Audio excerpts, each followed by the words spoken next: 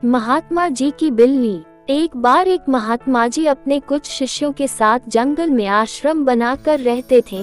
एक दिन कहीं से एक बिल्ली का बच्चा रास्ता भटककर आश्रम में आ गया। महात्मा जी ने उस भूखे प्यासे बिल्ली के बच्चे को दूध रोटी खिलाया।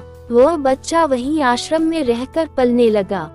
लेकिन उसके आने के बाद महात्मा जी को एक समस्या उत्पन्न हो गई कि जब वे सायं ध्यान में बैठते तो वह बच्चा कभी उनकी गोद में चढ़ जाता, कभी कंधे या सिर पर बैठ जाता।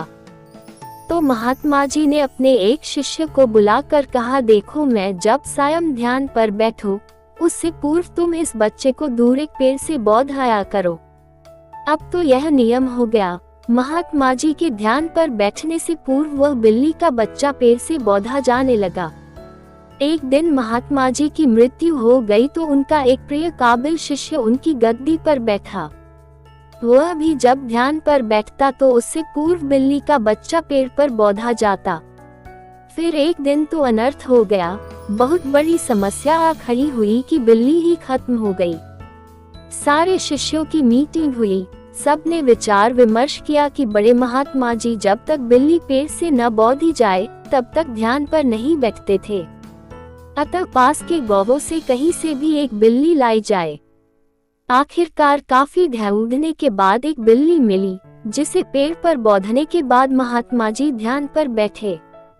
विश्वास माने उसके बाद जाने कितनी बिल्लियां मर चुकी और न जाने कितने महात्मा जी मर चुके। लेकिन आज भी जब तक पेड़ पर बिल्ली न बौधी जाए तब तक महात्मा जी ध्यान पर नहीं बैठते हैं।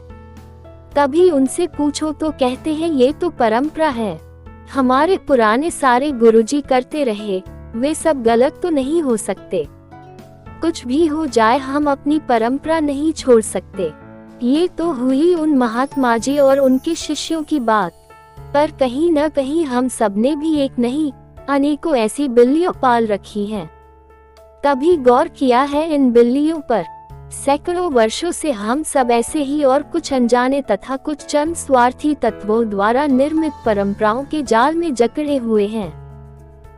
जरूरत इस बात की है कि हम ऐसी परंपराओं और अंधविश्वासों को अब और ना पनपने दें और अगली बार ऐसी किसी चीज पर यकीन करने से पहले सोच लें कि कहीं हम जाने अनजाने कोई अंधविश्वास रूपी बिल्ली तो नहीं पाल रहे। अगर मेरी कहानी अच्छी लगी हो तो मेरे चैनल लता वॉइस स्टोरी को सब्सक्राइब करें, लाइक करें और शेयर करें। धन्यवाद।